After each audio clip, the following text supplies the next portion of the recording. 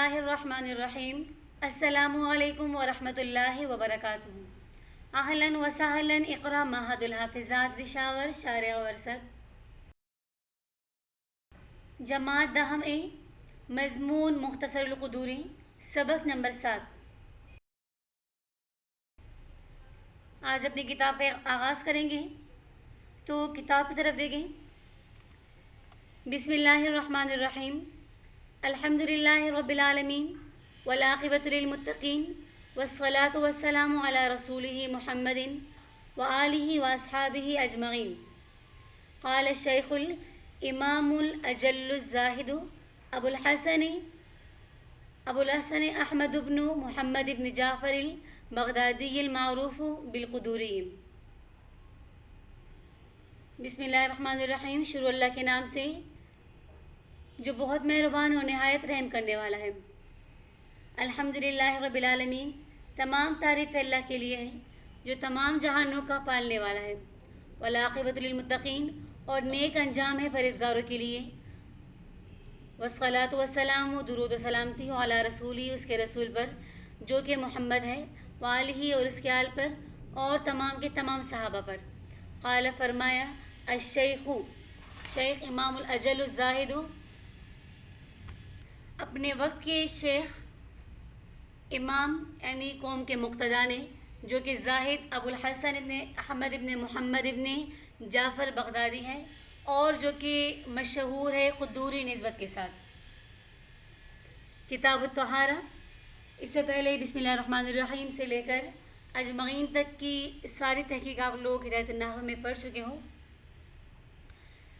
क़ाला शेखुल इमामुल अजल, तो शेख बूढ़े को कहा जाता है, यानी ऐसा आदमी जो 50 साल से ऊपर हो, और इस्तिलाह के एतबार से हर उस शख्स को कहते हैं जो लोगों की नज़र में इल्म, फ़जीलत और मर्तबे के लिहाज से बड़ा हो, अगरचे वो उम्र में छोटा क्यों ना हो। अल इमाम, इमाम यानी पेशवा, मुक़्तदा यानी जिसकी इक़्तिदा की जाए। तो फ़ुक़हा अहनाफ़ के नज़दीक जब लफ्ज़ इमाम मुतलक बोला जाए तो इसे इमाम अबू हनीफ़ा मुराद होते हैं, लेकिन यहाँ पर इमाम क़ुदूरी मुराद है। आप किताब तहारा, क़ाल अल्लाह तआला, या अय्युहल्लज़ीना आमनू इज़ा क़ुमतुम इलस्सलाति फ़ग़सिलू वुजूहकुम व अयदियकुम इलल मराफ़िक़ि वम्सहू बिरुऊसिकुम व अर्जुलकुम इलल कअबैनि व फ़र्ज़ु तहारति ग़स्लुल अअज़ाइ सलासति व मसहुर रअसि वल मिरफ़क़ानि वल कअबानि तदख़ुलानि फ़ी फ़र्ज़िल ग़स्लि इंद उलमाइन सलासति खिलाफन लिज़ुफ़र।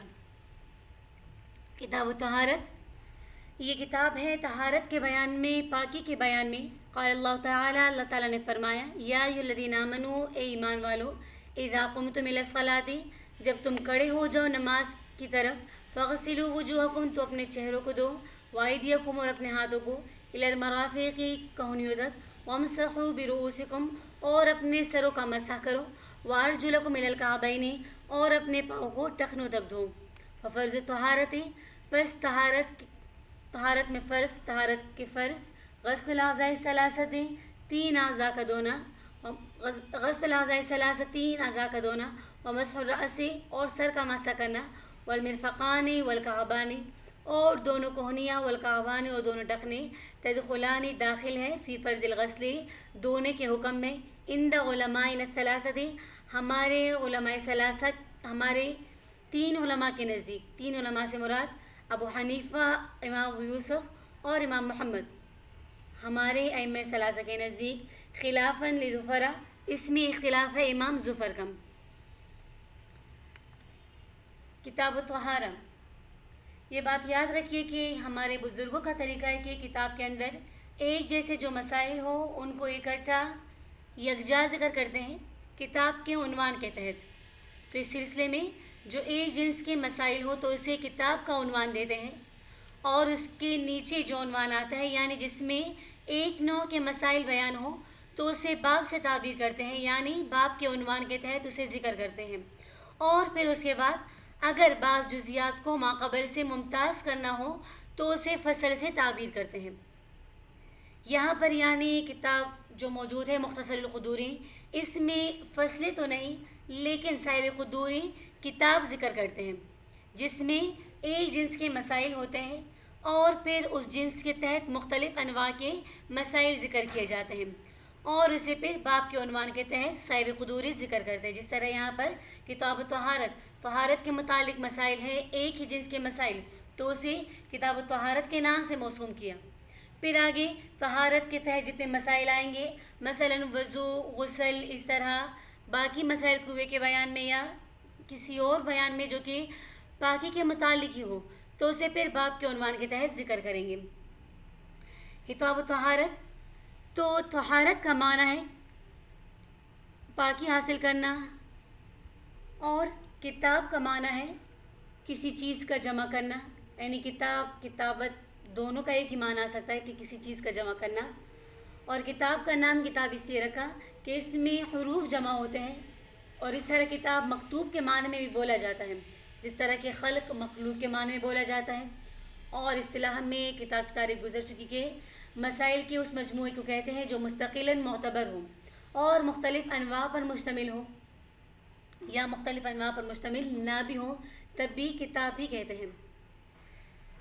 تو چونکہ یہ کتاب طہارت کے متعلق ہے، یعنی پاکی حاصل کرنے کے متعلق، تو اس کتاب میں پاکی کا بیان ہوگا، یعنی وضو کا طریقہ، غسل کا طریقہ، اسی طرح مختلف نجاستیں جو کپڑے یا بدن پر لگ جائے تو ان کو پاک کرنے کا طریقہ، یہ سب کچھ اس کتاب کے تحت بیان ہوگا. اس کتاب میں ان چیزوں کا بیان ہوگا.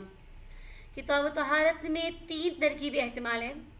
پہلا احتمال تو یہ کہ کتاب طہارت یہ مبتدأ محذوف کی خبر ہو، یعنی اس کے لیے مبتدأ محذوف حاذا نکالیں، حاذا کتاب طہارت، کہ یہ طہارت، یہ ہے طہارت کی کتاب، تو حاذا مبتدأ محذوف، کتاب و مضاف، الطہارت مضاف الیہ، مضاف الیہ سے مل کر حاذا کے لیے خبر، مبتدا خبر سے مل کر جملہ اسمیہ خبریہ ہوا.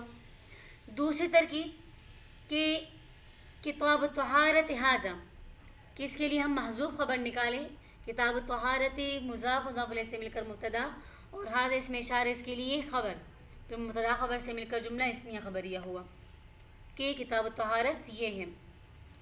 تیسری ترکیب یہ کہ اس کو ہم منصوب پڑھیں کتابت طہارت، تو پھر اس صورت میں یہ مفعول ہوگا فعل محذوف کا. فعل محذوف ہمارے پاس اقرأ بھی آ سکتا ہے اور خذ بھی آ سکتا ہے، یعنی خذ کتابت طہارت یا اقرأ کتابت طہارت، کہ تم پڑھو کتابت طہارت، یعنی اس کتاب کو جو کہ طہارت کے بیان میں ہے. تو اقرأ فعل محذوف، انت ضمیر اس کا فاعل، کتاب مضاف، الطہارت مضاف الیہ، مضاف الیہ سے مل کر اقرأ یا خذ فعل کے لیے مفعول بہ. چونکہ یہ کتاب طہارت کے بیان میں ہے اور کتاب فقہ سے متعلق ہے جس میں بندوں کے افعال کے احوال سے بحث کی جاتی ہے، یعنی بندے جو کام کرتے ہیں ان کاموں کے احوال کے بارے میں اس فقہ میں بحث کی جاتی ہے. پھر افعال کی 2 قسمیں ہیں، پہلی قسم عبادات اور دوسری قسم معاملات. اور عبادات معاملات سے پہلے بیان کرنے چاہیے. تو عبادات میں سے سب سے افضل چونکہ نماز ہے، کیونکہ نماز ارکان اسلام کا ستون ہے، اس لیے مصنف رحمہ اللہ نے اسے ساری عبادتوں پر مقدم رکھا. اور مشروط کا وجود شرط کے پائے جانے پر موقوف ہے، اور نماز کی سب سے اہم شرط طہارت یعنی پاکی ہے، اور طہارت کا اطلاق وضو، غسل اور تیمم سب پر ہوتا ہے. اس بنا پر کتاب طہارت کو کتاب الصلاۃ پر مقدم کیا گیا. پھر طہارت کی بہت سی قسمیں ہیں، اور طہارت و پاکی مختلف انواع کی ہوتی ہے، مثلا کپڑے کی پاکی، بدن کی پاکی، مکان کی پاکی، اور اس طرح طہارت صغریٰ یعنی معمولی درجے کی پاکی، اور طہارت کبریٰ بڑے درجے کی پاکی، پانی کے ذریعے پاکی حاصل کرنا، مٹی کے ذریعے پاکی. تو یہاں طہارت لفظ مفرد اس لیے لایا گیا کہ طہارت مصدر ہے، اور مصدر نہ تثنیہ ہوتا ہے نہ جمع. تو اس قول کا تقاضا یہی ہے کہ مصدر کی جمع صحیح نہ ہو، مگر درست یہی ہے کہ جمع نہ لانا راجح اور جمع لانا یہ مرجوح ہے. قال اللہ تعالی، صاحب قدوری نے اپنی کتاب کا آغاز آیت کریمہ سے کیا برکت حاصل کرنے کے لیے. تو اس آیت میں وضو کا ذکر ہے. پیچھے ہم نے پڑھ لیا کہ طہارت کی دو قسمیں، طہارت صغریٰ، طہارت کبریٰ۔ طہارت صغریٰ یعنی وضو اور طہارت کبریٰ یعنی غسل۔ تو صاحب کتاب نے وضو کا ذکر غسل سے پہلے فرمایا۔ اس کی وجہ یہ کہ وضو کے بارے میں آیت مبارکہ اور حضرت جبرائیل علیہ السلام کی تعلیم میں پہلے وضو کا ذکر ہے، تو مصنف رحمہ اللہ نے اس کی اتباع کرتے ہوئے اپنی کتاب میں بھی سب سے پہلے وضو کا ذکر کیا۔ اور اس طرح دوسری وجہ یہ بھی ہو سکتی ہے کہ غسل کے مقابلے میں وضو کی ضرورت زیادہ ہوا کرتی ہے، اسی لیے مصنف رحمہ اللہ نے وضو کو غسل پر مقدم کیا۔ قال اللہ تعالی یا ایھا الذین آمنوا اذا قمتم الی الصلاۃ فاغسلوا وجوہکم وایدیکم الی المرافق، کہ ایمان والو جب تم نماز کے لیے کھڑے ہو جاؤ تو اپنے چہرے کو دھو اور اپنے ہاتھوں کو کونیوں تک۔ تو یہاں پر قمتم جب تم کھڑے ہو جاؤ جمع مذکر حاضر کا صیغہ ہے، کہ ایمان والو جب تم کھڑے ہو جاؤ، تو کھڑے ہونے سے مراد ارادہ کرنا ہے، یعنی یہاں پر قیام بول کر ارادہ قیام مراد ہے۔ اور عربی میں ایسا ہوتا ہے کہ فعل بول کر وہاں پر ارادہ فعل مراد ہوتا ہے۔ تو اس آیت میں بھی اللہ نے فرمایا کہ جب تم نماز کے لیے کھڑے ہونے کا ارادہ کرو فاغسلوا وجوہکم، آگے پھر وضو بیان ہو رہا ہے کہ تو پھر تم وضو کر لو۔ تو اس طرح نہیں ہوتا کہ انسان جب نماز کے لیے کھڑا ہو جائے اور نماز کی جگہ پر کھڑا ہو جائے تب وضو کرتے ہیں، بلکہ اسی طرح کیا جاتا ہے کہ جب نماز کا ارادہ کوئی کر لے تبھی وضو کرتے ہیں۔ تو یہاں پر قمتم سے مراد ارادہ قیام، یعنی جب تم نماز کا ارادہ کرو تو وضو کر لو۔ یا ایھا الذین آمنوا اذا قمتم الی الصلاۃ، ایمان والو جب تم نماز کے لیے کھڑے ہونے کا ارادہ کرو تو تم اپنے چہروں کو دھو لو اور اپنے ہاتھوں کو کونیوں تک دھو لو اور اپنے وامسحوا برؤوسکم، اپنے سر کا مسح کر لو، وارجلکم الی الکعبین۔ اب یہاں پر ارجل کا عطف رؤوس پر نہیں، کیونکہ ارجل سے پہلے واو حرف عطف ہے اور واو حرف عطف آتا ہے کہ اس کے ما بعد والا ما قبل کے حکم میں شامل ہو، لیکن یہاں پر ارجل کا عطف رؤوس پر نہیں، ورنہ رؤوس مجرور ہے، رؤوس پر باہر پہ جر داخل ہے، حرف جر کی وجہ سے رؤوسکم مجرور پڑا اس کو، لیکن ارجل منصوب ہے، تو اس کا عطف ہم نے رؤوس پر نہیں کرنا بلکہ ارجل کا عطف وجوہ یا ایدیہ پر کرنا ہے۔ تو سر کے لیے مسح کا حکم بیان ہوا اور وجوہ اور ایدیہ کا حکم دھونے کا ہے، تو جب ارجل کا حکم عطف بھی ہم وجوہ پر کریں گے، ارجل کا عطف بھی وجوہ پر ہوا تو اس کے لیے بھی دھونے کا حکم آیا۔ تو معلوم ہوا کہ پاؤں کو وضو میں دھونا ہے نہ کہ مسح کرنا، کیونکہ اگر ہم ارجل کا عطف رؤوس پر کریں تب اس کا مطلب یہ ہوگا کہ اپنے سروں کا مسح کرو اور اپنے پاؤں کا بھی مسح کرو، حالانکہ وضو میں پاؤں کا مسح کرنا نہیں بلکہ پاؤں کو دھونا ہے۔ تو معلوم یہی ہوا کہ ارجل کا عطف وجوہ یا ایدیہ پر ہے، چونکہ وجوہ اور ایدیہ کے لیے دھونا ثابت ہے، فغسلوا وجوہکم وایدیکم، لہٰذا ارجلکم کے لیے بھی دھونا ہی ثابت ہوگا۔ فرض طہارت، طہارت کی فرائض، طہارت کی فرض، تو وضو میں کچھ چیزیں ضروری ہے کہ اگر ان کو چھوڑ دیں تو وضو ہی نہیں ہوگا۔ تو ایسی چیز جس کے چھوڑ دینے سے وہ عبادت ہی ادا نہ ہو، وہ عبادت ہی نہ ہو تو وہ فرض کہلاتی ہے۔ فرض کی یہ تعریف بھی کہ فرض اس حکم کو کہتے ہیں جو ایسی دلیل قطعی سے ثابت ہو جس میں کوئی شبہ نہ ہو۔ دلیل قطعی مثلاً قرآن سے ثابت ہو، آیت قرآنیہ سے، اور یا ایسی حدیث سے ثابت ہو جو کہ تواتر سے ثابت ہو اور اس میں کسی تعویل کا احتمال نہ ہو۔ تو فرض اس حکم کو کہتے ہیں جو ایسی دلیل قطعی سے ثابت ہو جس میں کسی قسم کا کوئی شک و شبہ نہ ہو۔ اور فرض کا حکم یہ کہ اس کے کرنے والا مستحق ثواب اور اس کو چھوڑنے والا مستحق عقاب ہوگا۔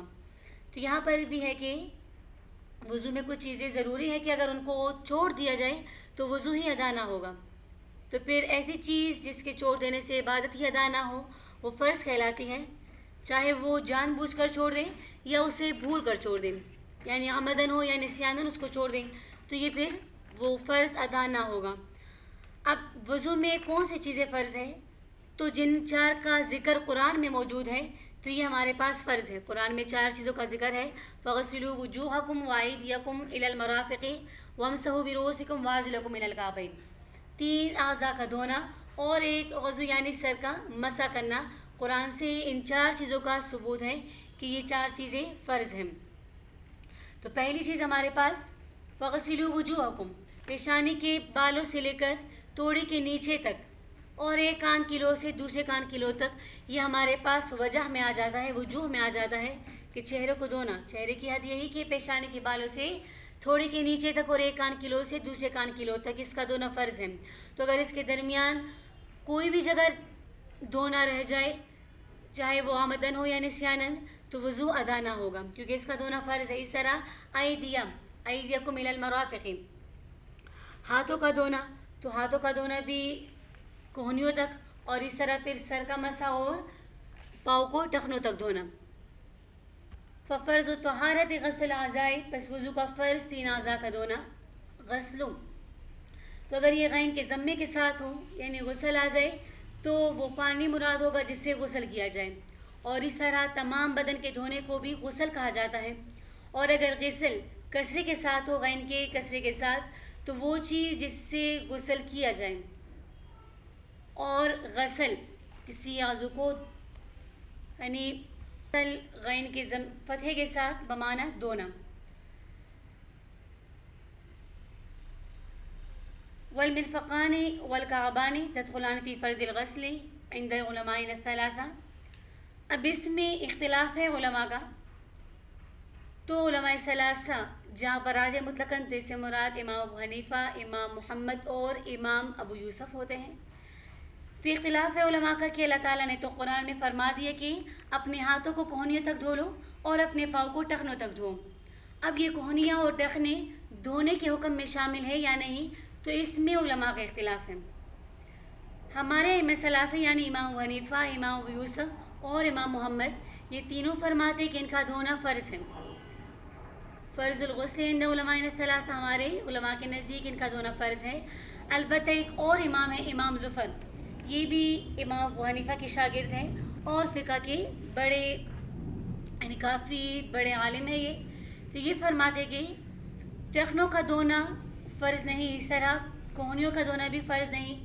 کوہنی تک دھو لو، کوہنی کا دھونا فرض نہیں، اس طرح ٹخنوں تک دھو لو، ٹخنوں کا دھونا امام زفر کے نزدیک فرض نہیں۔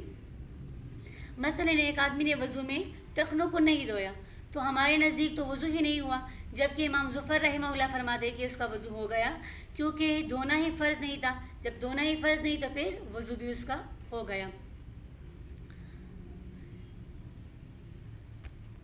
امام زفر رحمہ اللہ کی دلیل سے پہلے 2 لفظوں کو سمجھ لیں، ایک ہے غایہ اور ایک ہے مغیہ۔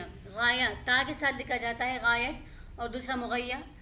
تو کلام میں کسی چیز کی حد بیان کی جائے، جس چیز کی حد بیان کی جاتی تو وہ مغیہ اور حد کو غایہ کہتے ہیں۔ اب جس طرح اس مثال میں دھونے کا حکم ہے اور حد بھی بیان ہو رہی ہے، تو ہاتھ دھونے کا حکم مغیہ اور اس کی حد کوہنیاں، تو یہ کوہنیاں غایہ کہلائے گی۔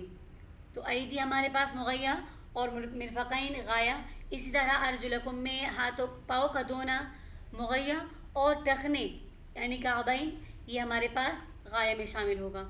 تو امام زفر کی دلیل یہ ہے کہ غایہ مغیہ کے حکم میں شامل نہیں ہوتا، غایہ مغیہ کے اندر داخل نہیں ہوتا۔ تو ہاتھوں کا دھونا چونکہ مغیہ ہے اور کوہنیاں غایہ ہے، لہٰذا غایہ مغیہ کے حکم میں شامل نہیں ہوگا۔ جب حکم میں شامل نہیں، لہٰذا کوہنیوں کا دھونا اور ٹخنوں کا دھونا وضو میں فرض نہیں۔ یعنی جب کسی چیز کی انتہا ذکر کی جائے تو اس میں خود انتہا داخل نہیں کیا جاتا، جس طرح کہ قرآن میں ارشاد ہے ثم اتموا الصیام الی اللیل، اور پورا کرو روزے کو رات تک، چونکہ اس مثال میں غایہ مغیہ کے حکم میں داخل نہیں، کیونکہ روزہ شام تک رکھا جاتا ہے، یعنی ثم اتموا الصیام الی اللیل، صیام ہمارے پاس مغیہ اور لیل ہمارے پاس غایہ ہے۔ جس طرح یہاں پر غایہ مغیہ کے حکم میں شامل نہیں، یعنی روزہ رات کو نہیں رکھا جاتا بلکہ رات تک رکھا جاتا ہے، لہٰذا جس طرح وہاں پر شامل نہیں تھا حکم میں، اسی طرح اس آیت کریمہ میں بھی غایہ مغیہ میں شامل نہیں ہوگا۔ جبکہ ائمہ ثلاثہ فرماتے ہیں، ائمہ ثلاثہ کی دلیل اور امام زفر کو جواب دیتے کہ ہمیشہ ایسا نہیں ہوتا کہ غایہ مغیہ کے حکم میں داخل نہ ہو، بلکہ ضابطہ یہ ہے، قاعدہ یہ ہے کہ اگر غایہ مغیہ کی جنس میں سے ہو تو وہ حکم میں شامل ہوگا، اور اگر غایہ مغیہ کی جنس میں سے نہ ہو تو حکم میں بھی داخل نہ ہوگا۔ اب یہاں پر کوہنیاں چونکہ ہاتھ کی جنس میں سے ہیں اور ٹخنے بھی پاؤں کی جنس میں سے ہے، لہٰذا دونوں حکم میں شامل ہوں گے۔ جب غایہ مغیہ کی جنس میں سے ہے تو حکم میں بھی شامل ہوگی، اور ہاتھ کا حکم دھونا ہے، لہٰذا کوہنی کا حکم بھی دھونا ہی ہوگا۔ اسی طرح پاؤں کا حکم ہے دھونے کا، لہٰذا ٹخنے بھی پاؤں کے دھونے کے حکم میں شامل ہوگی۔ اب دن اور رات یہ ہمارے پاس دونوں الگ الگ جنس ہے، رات دن کے جنس میں شامل نہیں اور دن رات کے جنس میں شامل نہیں۔ جب یہ دونوں ایک جنس نہیں، لہٰذا وہاں پر یعنی سماتم الصیام الی اللیل میں رات دن کے حکم میں بھی شامل نہ ہوگا۔ تو ائمہ ثلاثہ کی دلیل کا خلاصہ یہی ہوا کہ غایت کی دو قسمیں ہیں، ایک غایت اسقاط اور ایک غایت امتداد یا غایت اثبات۔ غایت اسقاط اسے کہا جاتا ہے کہ جہاں پر غایہ مغیہ کی جنس میں سے ہو، دونوں کی جنس ایک ہو، تو وہاں پر حکم کو ما بعد سے یعنی ماورائے غایہ سے ساقط کرنے کے لیے آئے گا۔ اب جس طرح آیت میں ہاتھ کا اطلاق ہاتھ کو دھونے کا حکم ہے اور پاؤں کو دھونے کا حکم ہے، تو ہاتھ کا اطلاق انگلیوں سے لے کر بغل تک ہوتا ہے، چونکہ آیت میں غایت کو ذکر کر دیا، الی المرافق، مرافق کو ذکر کر دیا، اور مرافق کوہنیوں کو کہتے ہیں، تو کوہنیوں سے اوپر کے حصے کو دھونے کے حکم سے ساقط کرنے کے لیے اس طرح کیا گیا۔ اگر یہ غایت ذکر نہ کیا جاتا تو ہاتھوں کا دھونا بغلوں تک پھر ضروری ہوتا، حالانکہ وضو میں اس طرح نہیں بلکہ ہاتھوں کو کوہنیوں تک دھویا جاتا ہے۔ تو معلوم ہوا کہ غایت اسقاط میں غایت اسقاط وہاں پر جبکہ غایہ اور مغیہ دونوں ایک جنس میں سے ہوں، جب دونوں ایک جنس میں سے ہوں گے تو پھر حکم غایت تک پہنچائیں گے اور ماورائے غایہ اس حکم سے ساقط کر دیا جائے گا۔ اور جو دوسری قسم ہے غایت امتداد یا غایت اثبات، تو وہ اس صورت میں کہ جب غایہ اپنے ماقبل یعنی مغیہ کی جنس سے نہ ہو، تو پھر اس صورت میں حکم کو بڑھانے اور پھیلانے کے لیے غایہ کو ذکر کیا جاتا ہے، جیسے سماتم الصیام الی اللیل، چونکہ رات روزے کی جنس سے نہیں اس لیے رات روزے کے حکم میں داخل نہ ہوگا، چونکہ دونوں غایتوں میں فرق ہے، لہٰذا ایک کا دوسرے پر قیاس کرنا درست نہیں۔ یہ تھا آج کا سبق، امید ہے آپ لوگوں کو سبق کی سمجھ آ گئی ہوگی۔ سبق اچھی طرح سے یاد کر کے اپنی کراسات میں نوٹ بھی کر لیں اور اگلے درس کا مطالعہ بھی ضرور کریں۔ وآخر دعوانا ان الحمد للہ رب العالمین۔ السلام علیکم ورحمۃ اللہ وبرکاتہ۔